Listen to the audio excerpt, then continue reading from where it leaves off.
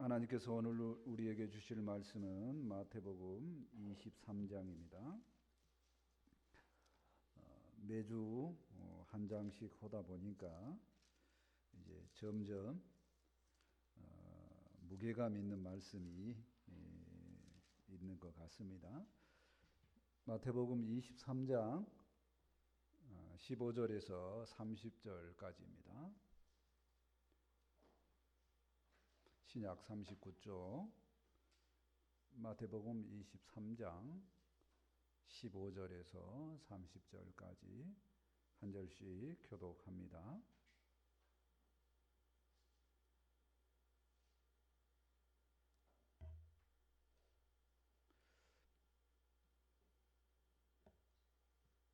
(15절부터) 써져 있으니까 하겠습니다. 화 있을진저 외식하는 서기관들과 바리새인들이여, 너희는 교인 한 사람을 얻기 위하여 바다와 육지를 두루 다니다가 생기면 너희보다 배나 더 지옥 자식이 되게 하는도다.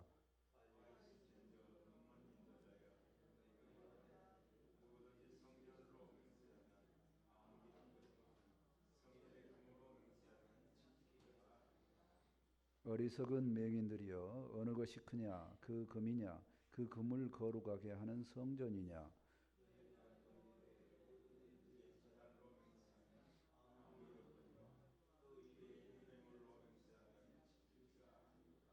맹인들이여, 어느 것이 크냐? 그 예물이냐? 그 예물을 거룩하게 하는 제단이냐?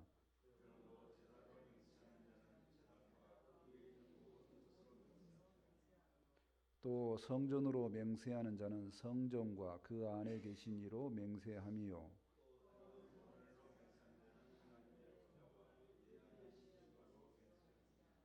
화 있을진저 외식하는 서기관들과 바리새인들이여, 너희가 박하와 회양과 근처에 11조는 드리되 율법에 더 중한 바 정의와 긍휼과 믿음은 버렸도다.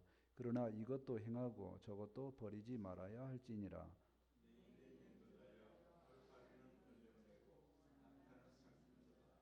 화 있을진저 외식하는 서기관들과 바리새인들이여, 잔과 대접의 겉은 깨끗이 하되 그 안에는 탐욕과 방탕으로 가득하게 하는도다.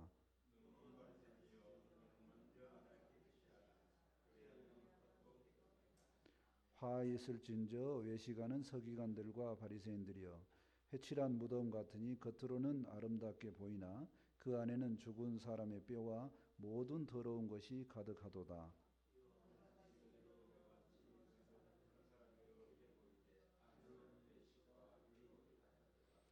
화 있을진저 외식하는 서기관들과 바리새인들이여, 너희는 선지자들의 무덤을 만들고 의인들의 비석을 꾸미며 이르되, 그래서 떠나면 우리는 그들이 선지자의 피를 흘리는데 참여하지 아니하였으리라 하니. 아멘.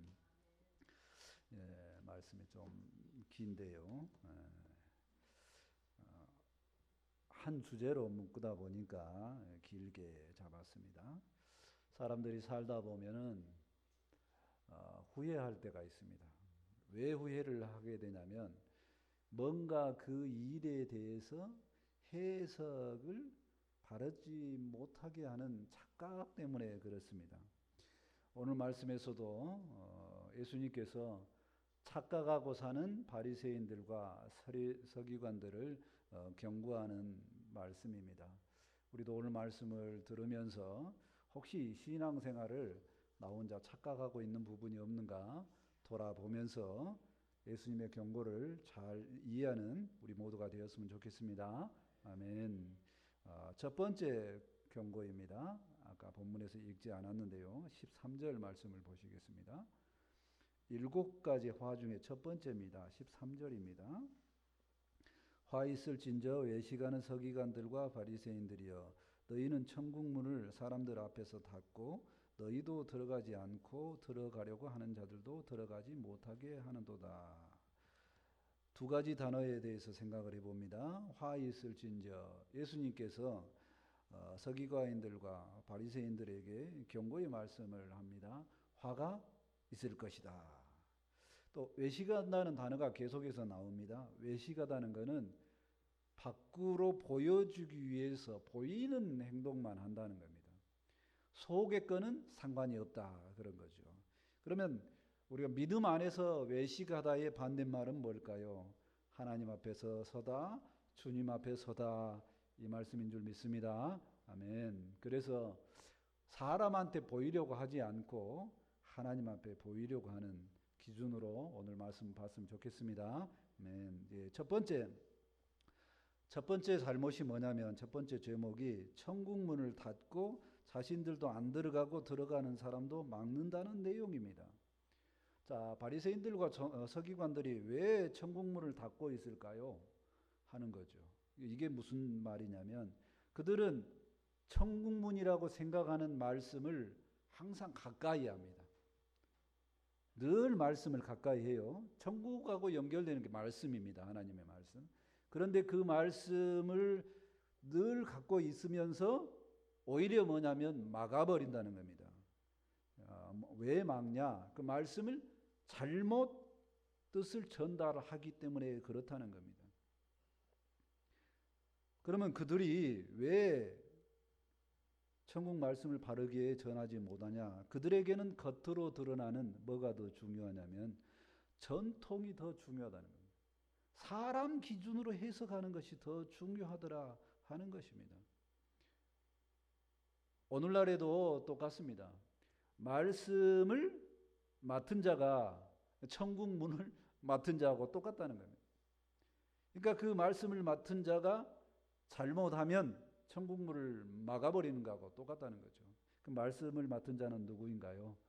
여기 서 있는 목사가 말씀을 맡은 자죠. 그래서 하나님의 말씀이 이러하다고 잘 전해야 된다는 겁니다. 그래야지 천국 문을 막아버리는 잘못된 행동을 안 한다는 거죠. 그러면 이제 또 질문을 한번 해봅니다. 여러분들은 상관이 없나요? 여러분들은 말씀을 맡은 자가 아닌가요? 생각을 해보라는 겁니다. 믿는 사람은 다 하나님의 말씀 안에서 구원을 받았고 은혜의 말씀을 받았습니다. 그러니까 그 말씀의 기초에서 살기 때문에 우리는 하나님의 말씀을 받았으면 모두가 하나님의 말씀을 맡은 자로 생각했으면 좋겠습니다. 아멘. 그러므로 우리 모두 말씀을 통해서 사람들을 천국문으로 인도하는 것을 잘 생각하면서 사는 우리 모두가 되었으면 좋겠습니다. 아멘. 자, 두 번째 경고입니다. 15절 말씀을 보시겠습니다. 7가지니까요. 간단하게 한다고 하는데 15절입니다. 화 있을진저 외식하는 서기관들과 바리새인들이여 너희는 교인 한 사람을 얻기 위하여 바다와 육지를 두루 다니다가 생기면 너희보다 배나 더 지옥 자식이 되게 하는도다. 자, 두 번째 죄의 제목은 뭐냐면요. 죄인을 찾으러 엄청 노력을 하는데 그 교인이 오면 더 배로 지옥 자식이 되게 만든다는 겁니다. 서기관들과 바리새인들이 하는 이 행동이 왜 그렇게 예수님께서 말씀을 하실까요? 교인들을 찾으러 다니는 노력에 대한 부분의 문제가 아닙니다. 어떤 내용이냐면요. 자, 이들이 교인을 찾는다는 얘기는 뭐냐면 다른 이방 종교를 가지고 있는 사람이 유대교의 종교로 들어오기를 원하면서 노력을 하는 부분을 말합니다. 요즘에는 뭐냐면 다른 종교 갖고 있는데 기독교로 옮겨 이렇게 노력하는 모습과 비슷하다는 겁니다. 그런데 입교를 하면 우리 교회에 오게 되면은 똑같이 무슨 교육을 하기 때문에 천국과 관계없는 교육을 하기 때문에 지옥 자식이 된다는 겁니다. 자, 왜 그러냐? 원래 입교하기 전에 이방신을 섬겼어요. 그러니까 이방신을 섬겨서 하나님과 전혀 관계없는 지옥으로 갈 만한 운명인데 들어와서도 배운 것이 똑같은 지옥 갈 만한 것을 배우는 역할을 하니까 두 배로 지옥 자식이 되게 만든다는 겁니다. 자, 오늘날로 말하면 어떤 모습이냐면요. 타 종교를 믿는 사람을 우리 교회로 인도했는데 우리 교회는 이미 이단 교회의 모습이라는 겁니다. 어떤 거냐면요,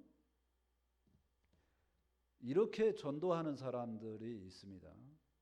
그 교회가 틀리고 맞고가 문제가 아니라 이렇게 말합니다. 타 종교인을 만났습니다. 전도를 할 때. 그랬더니 뭐만 믿어도 되죠. 잘 믿으면 됩니다. 뭐를 믿든가, 거기를 믿든가 여기를 믿든가 잘 믿다가 구원받고 천국에 들어가면 되죠. 이렇게 말하는 사람이 있습니다. 그 말하는 사람의 의도는 원래는 무슨 의도냐면 그 사람하고 친하게 지내서 우리 교회로 인도하면 우리 교회에서 잘 양육하겠다, 그런 생각으로 합니다. 근데 그 말 자체가 문제가 있습니다. 심지어는 덤으로도 이렇게 말합니다. 그 종교를 믿어도 되고 덤으로 기독교 믿으면 덤으로 믿으면 구원받을 확률이 더 많아지잖아요. 그러니까 그거 믿어도 되고 우리 와서 이것도 한번 믿어보실래요? 이렇게 전도하는 사람이 있다는 겁니다. 이걸 어려운 말로 뭐라고 하냐면요, 종교다원주의라고 합니다. 주로 평신도들은 모르고 신학을 한다는 사람들, 대표 큰 교회 목사들이 하는 일일 때가 많습니다. 예전에 한번 들어봤을 수도 있습니다. WCC라고. 카톨릭을 기준으로 해서 종교의 통합 행위입니다. 대한성교회나 기독교 감리회, 통합, 기장, 이들이 다 뭐라고 하냐면 우리는 서로 통한다. 뭐가 통한다? 성경에 하나님 있고 기독교 있고 또 예수님 있으니까 우리는 다 교류해도 된다는 겁니다. 자, 무슨 의미냐면요, 나는 예수님이 구원자라는 거 믿어요. 그런데 작정산 저분들과도 교류하고 만나도 되겠다라고 하는 부류입니다. 전도하는 모습이 똑같다는 겁니다. 자, 비교해서 우리는 어떤가요? 우리는 구원자로 유일한 하나님의 아들 예수 그리스도만 전하는 줄 믿습니다. 아멘. 사도행전 4장 12절에 말씀합니다. 다른 이로서는 구원을 받을 수 없나니 천하 사람 중에 구원을 받을 만한 다른 이름을 우리에게 주신 일이 없음이라 하였더라. 예수님만 유일한 구원자 되심을 믿고 그 사실이 삶으로 증거되는 우리 모두가 되었으면 좋겠습니다. 아멘. 자, 세 번째 경고입니다. 16절에서 22절까지입니다. 16절 말씀을 보시겠습니다. 화 있을진저 눈먼 인도자여, 너희가 말하되 누구든지 성전으로 맹세하면 아무 일도 없거니와 성전의 금으로 맹세하면 지킬지어다 하는도다 말씀입니다. 성전으로 맹세하면 뭔가 안 해도 되고 성전의 금으로 맹세하면 지켜라, 그런 내용입니다. 우리가 볼 때 좀 이상한 것 같은데요. 자, 세 번째 죄의 제목이 뭐냐면요, 너희들은 눈먼 인도자다. 너희는 모른다, 그 말입니다. 자, 그러면 이게 왜 모른다는 내용이냐면요, 당시에 맹세를 하면 반드시 지켜야 된다는 교회의 또 삶의 방책이 있었습니다. 자, 그런데 성전으로 맹세하면 성전을 바치고 싶은데 성전은 하나뿐이잖아요. 그러니까 바칠 수가 없어요. 근데 성전의 금으로 내가 이 두 데나리온 바치면서 내가 이걸로 확실히 맹세하겠다, 하나님 앞에 살겠다, 그러면 뭐예요? 금을 바쳐야 된다는 겁니다. 그래서 서기관들과 종교 지도자들이 뭐라고 말하냐면 성전으로 맹세하면 아무것도 뭐 할 것이 없는데 성전의 금으로 바치면 뭔가 해야 된다는 겁니다. 똑같이 제단으로 맹세하면 제단은 내가 바칠 수가 없잖아요. 그러니까 안 되고 제단에 제물로는 바치면 제물은 꼭 바쳐야 된다, 이런 식이죠. 중요한 것이 우리가 들어봐도 뭔가 잘못됐다는 겁니다. 예수님께서 그 중요한 것을 교육을 합니다. 뭐라고요? 가장 중요한 것은 하나님이고, 두 번째로 중요한 것은 하나님을 만나는 성전이고, 그보다 더 약한 것은 성전 밑에 있는 제물이고, 이런 순서라는 거. 성전의 금이고 이런 순서라는 겁니다. 중요도를 알아라 하는 말씀이고, 또 그 다음에 맹세하고 관련되어 있던 거는요. 예수님께서 마태복음 5장 34절에 맹세를 하지 말라고 그럽니다. 왜? 우리는 연약하기 때문에. 근데 오늘 말씀은 뭐냐면 맹세한다고 만약에 생각을 했으면 또 지켜라는 겁니다. 이거는 뭐냐면 그들의 가치관이 뭐가 없냐면요.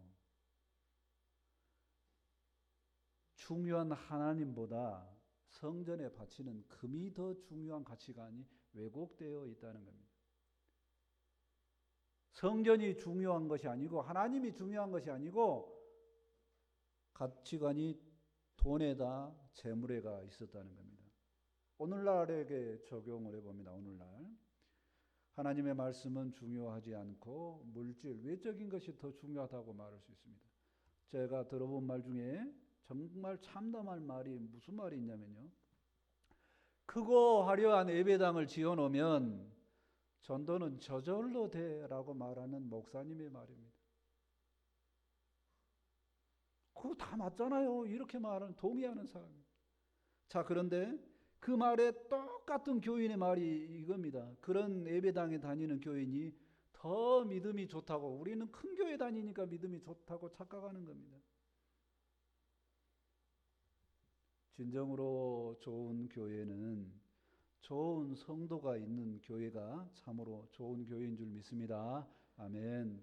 이런 점에서 우리 애정교회는 좋은 교인이 되기를 사모하는 마음이 있었으면 좋겠습니다. 아멘. 자, 네 번째 경고입니다. 23절 말씀입니다. 화 있을진저 외식하는 서기관들과 바리새인들이여 너희는 박하와 회양과 근처에 11조를 들이되 율법에 더 중한 바 정의와 긍휼과 믿음은 버렸도다. 그러나 이것도 행하고 저것도 버리지 말아야 할지니라. 네 번째 제목은 뭐냐면요. 작은 것들의 11조는 하는데 중요한 율법의 정신은 버렸다는 겁니다. 작은 건 뭐냐면 여기서 박하 회양 근처에 나오죠. 그러니까 최소 한 다발을 얻으면 그거는 11조 한다는 거예요. 고구마 이삭 죽게 했잖아요. 그러면 그거 갖고 오면 그것에 대한 11조를 하는 정성이 있다는 겁니다. 바리새인들은 그 서기관들 그렇게 살았다는 거예요. 참 대단하죠. 근데 문제는 뭐냐면 율법이 가지고 있는 정신은, 근본 정신은 버렸다는 겁니다. 아주 사악한 모습이죠. 그들이 율법 조항을 11조 뭐 포함해서요 600가지를 만들어 놓고 그거 지켜라 합니다. 왜 그렇게 지키라고 하냐면요, 그 지키게 해놓고 자기들은 뒷돈으로 챙기기 때문에 그렇습니다. 더 중요한 말씀은 버렸다는 겁니다. 예를 들자면 부모를 공경하라고 했는데 고르반하고 부모님 그 뺏어다가 성전에 바친다는 겁니다. 이게 옳다라고 말하는 거예요. 또 가난한 자들을 돌보라고 그랬는데 이들은 가난한 자에게 돌봄을 주지 않습니다. 우리가 말씀을 봐도 정의와 긍휼과 믿음을 생각할 수 있습니다. 정의는 이웃을 사랑하는 거고, 긍휼은 사랑에 기초하여서 연약한 사람을 더 생각하는 거고, 그리고 믿음은 하나님 앞에 서 있는 겁니다. 사람 앞에 서 있는 거예요. 오늘날 율법의 정신을 망각한 신자들이 많습니다. 겉으로 보이는 율법의 정신을 망각한 것이 아니라 아예 대놓고 엉망진창으로 하는 경우가 많죠. 예를 들자면 제가 정치를 이야기하는 게 아니고 윤석열의 부부를 봅니다. 그들이 기독교인이라고 그래요. 그러면 그 정신이 맞습니까? 틀립니까?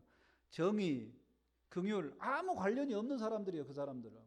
그러니까 그 사람들을 기독교인으로 받는다는 자체가 이상하다라고 우리는 생각해야 된다는 겁니다. 모든 사랑의 마음, 하나님의 마음으로 그들도 품어라. 이건 아니라는 겁니다. 그들이 회개하면 그 다음에 품어라 하는 얘기죠.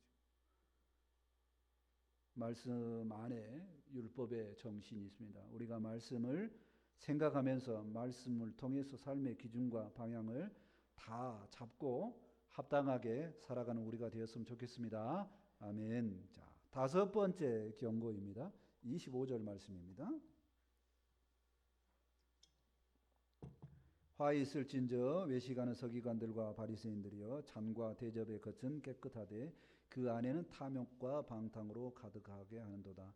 다섯 번째 경고 제목, 죄의 제목이 뭐냐면 겉은 깨끗하게 하되 내면은 탐욕과 방탕으로 가득하다는 겁니다. 그들이 겉으로는 거룩한 척합니다. 가장 대표적인 거룩함이 뭐냐면 길거리에서 기도를 합니다. 금식은 일주일에 2번씩 한다니까요. 얼마나 종교적인 열심이 있는지요. 자, 그런데 아까도 이야기했습니다. 더러움이요. 어떤 더러움이 있어요? 남의 눈에 안 띄게 제사장들과 합의해서 뒷돈으로 성전세 교환하면서 받던 그 돈을 제사장을 통해서 이들이 챙깁니다. 재물을 해도 마찬가지죠. 심지어 10배 비싼 소나 양 사라고 해놓고 뒷돈으로 다 챙기고 있습니다. 오늘날도 비슷합니다. 교회가 넉넉해야지 이웃도 섬기고 봉사도 할 수 있습니다. 그래서 교회가 부자가 되는 게 더 좋습니다. 교회가 가난하면 덕이 안 돼요. 이렇게 말하는 소리가 있습니다. 언뜻 들으면 옳다라고 생각할 수 있다는 겁니다. 종교 지도자들이 하는 모습과 똑같습니다. 그 속에 뭐가 있습니까? 그 속에 부동산이나 뭐를 통해서 부를 챙기고자 하는 마음이 있다는 겁니다. 헌금을 사유하는 교인, 이들 똑같습니다. 우리는 어떤 마음이어야 된가요? 하나님이 원하시는 더 깨끗한 삶을 살기 위해 노력하는 우리 모두가 되었으면 좋겠습니다. 아멘. 하나님께서 우리에게 원하시는 깨끗한 삶의 모습입니다. 미가서 6장 8절입니다. 사람아, 주께서 선한 것이 무엇임을 내게 보이셨나니 여호와께서 내게 구하시는 것은 오직 정의를 행하며 인자를 사랑하며 겸손하게 내 하나님과 함께 행하는 것이 아니냐. 우리는 하나님의 원하시는 삶, 사회적으로 말하는 정의를 행하고 또 사람을 사랑하고 인자를 사랑하고 하나님과 함께하는 삶이 옳은 삶인 줄 믿습니다. 아멘. 여섯 번째 경고입니다. 27절 말씀을 보시겠습니다. 화 있을진저 예식하는 서기관들과 바리새인들이여 회칠한 무덤 같으니 겉으로는 아름답게 보이나 그 안에는 죽은 사람의 뼈와 모든 더러운 것이 가득하도다. 여섯 번째 죄의 제목은요, 그들은 겉은 아름답게 꾸미는데 그 속은 더러운 회칠한 무덤과 같다는 겁니다. 그들은 본질적으로 그 속이 더럽다는 거예요. 그 속이 영적 죽음과 불법이 가득하다는 거예요. 존재적으로 악한 상태에 놓여 있기 때문에 아무리 겉을 깨끗하게 노력해도 속에서는 썩은 냄새가 난다 하는 얘기입니다. 그들은 선한 행동을 하지 못한 연약한 상태에 있는 게 아니라 근본적으로 악에 있다는 겁니다. 오늘날도 똑같습니다. 겉은 신자의 탈을 쓰고 있으면서 철저하게 악한 행동을 하는 자들입니다. 겉에 칭호는 무슨 칭호냐면요, 목사라는 칭호입니다. 그 칭호를 가지고 교주 활동을 하는 사람들이 있죠. 기성교단에서 잘못했다고 면직 처분을 받아도 끝까지 목사라고 하면서 하는 사람들이 있습니다. 정광훈 목사가 가장 대표적인 사람이죠. 정치를 제가 이야기하는 게 아니라 누구나 다 요즘에 손가락질을 하기 때문에 대표적인 사람입니다. 우리는 여기 부분에서 그 존재적으로 하나님 앞에 우리는 어떤 사람인가를 생각을 해봐야 됩니다. 내 속은 항상 더러운데 겉만 생각하는가? 내 속이 어떤 자인가를 생각을 해봐. 우리는 거룩한 존재인 줄 믿습니다. 왜 거룩하냐? 이 말하니까 부끄러운가요? 아닙니다. 우리는 거룩한 존재입니다. 왜냐하면 하나님께서 택한 백성이기 때문에 거룩한 존재인 줄 믿습니다. 아멘. 자, 일곱 번째 경고입니다. 29절 말씀입니다. 자, 마지막 절입니다. 같이 한번 읽어볼까요? 29절을 같이 읽겠습니다. 자, 시작. 화 있을진저 외식하는 서기관들과 바리새인들이여 너희는 신자들의 무덤을 만들고 의인들의 비석을 꾸미며 이르되. 자, 일곱 번째 제목이 뭐냐면 선지자들과 의인들의 비석을 만들고 무덤을 만드는 일이라는 겁니다. 자, 이게 왜 죽을 죄의 죄목이냐? 선지자들과 의인들을 핍박하고 죽이는 행동을 한다는 내용과 연결됩니다. 당시에 어떤 사업이 있었냐면요. 성인들, 거룩한 사람들요, 의인들, 선지자들, 이 사람들이 묻혀 있어서 어디 있는지 모르는 이런 사람들을 기념하는 비석을 만들고 무덤을 만드는 그런 기념 행사가 이 당시에 있었다는 겁니다. 그 얘기입니다. 너희들은 선지자들을 무덤을 만들고 의인들을 비석을 꾸미는데 오히려 선지자들과 의인들을 죽이고 있다라고 하는 겁니다. 그러면 그들은 어떤 주장을 하냐면요. 예전 시대에 이 선지자들과 의인들은 그 당시에 좋은 사람임을 인정을 못 받았는데 우리가 그 사람들을 추앙해주고 이렇게 인정해주는 거룩한 사업을 합니다. 내가 이 사업을 하기 때문에 나도 동일하게 이 가치관이고 나도 거룩합니다라고 서기관들과 바리새인들이 주장을 하는 겁니다. 그러니까 교회가 오늘날로 따지면 거룩하게 보이는 외적인 기념비적인 사업을 하는 경우를 말하는 경우입니다. 그러나 그들은 그 당시에도 누구를 반대를 했나요?